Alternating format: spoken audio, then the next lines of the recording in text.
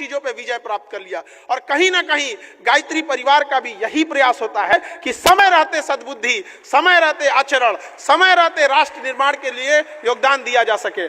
ऐसे नहीं है, यहाँ मंच पर जितने गरिमामान उपस्थित हैं सब अपने अपने क्षेत्र में हैं। कहीं ना कहीं उन्हें इस राष्ट्र, इस समाज से प्रेम था, तभी वो लोग इस प्रयास में लगे रहते हैं कि गांव गांव से बच्चों को लाया जा सके और एक अच्छा भारत का भविष्य लिखा जा सके। वह भारत की कल्पना ही नहीं कर सकते हैं जहां युवाओं का भविष्य खराब हो। अगर युवाओं का भविष्य सुधरेगा तो ही भारत का निर्माण होगा। आप सोचिए कितना दुर्भाग्य है इस देश पर कि हमारे यहाँ, जैसे हम एक तो कह देते हैं कि पूरी दुनिया में हमारे यहाँ शादी विवाह का एक पवित्र बंधन है, 7 जन्म का साथ होता है और ऐसी कहीं भी परंपराएं नहीं होती हैं, लेकिन इसी समाज के ऊपर एक दहेज नाम का कलंक है कि नहीं है यहाँ पर।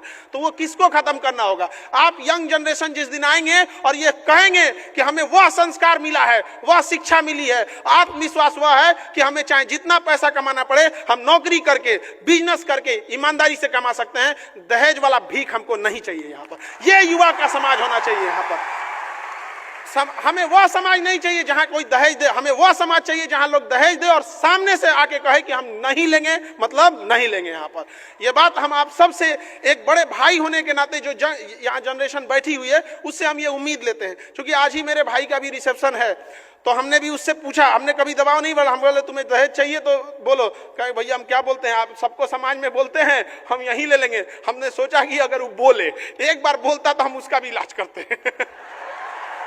ये भाई का प्रेम है, भाई का प्रेम होता है। एक बड़े भाई को छोटे भाई पे अधिकार होता है और आप जैसा करते हैं आपके छोटे भाई, आपके दोस्त, आपके सर्किल भी वैसे ही करते हैं। अगर हम सब एक इस चीज को आगे बढ़ाते लेते हैं तो काफी एक समय आएगा जब हम इस पे भी विजय प्राप्त कर लेंगे। ये एक बहुत बड़ी समस्या है। क्यों? क्योंकि दहेज का पैसा, वह पैसा महिलाओं की शिक्षा पे खर्च होना चाहिए, उन्हें अच्छी नैतिकता दी जानी चाहिए, अच्छा आचरण सिखाते, अच्छा हुनर सिखाते, कोई महिला डॉक्टर बनती, इंजीनियर बनती, प्रोफेसर बनती, वो पैसा उसको दहेज में दे दिया जाता है। अब उसको पढ़ने नहीं दीजिएगा तो कहेंगे कि इसके पास दिमागे नहीं है। पढ़ने दिया उसको, पढ़ने नहीं दिया, तो महिलाओं को भी इस चीज के लिए आगे आना पड़ेगा और वो कहना पड़ेगा कि देखिए आप दहेज नहीं लेंगे, मैं घर को स्वर्ग बना के रखूंगी, 2 बात भी सुन लेंगे, बाकी आगे का तो समझते हैं, अगर लीजिएगा तो।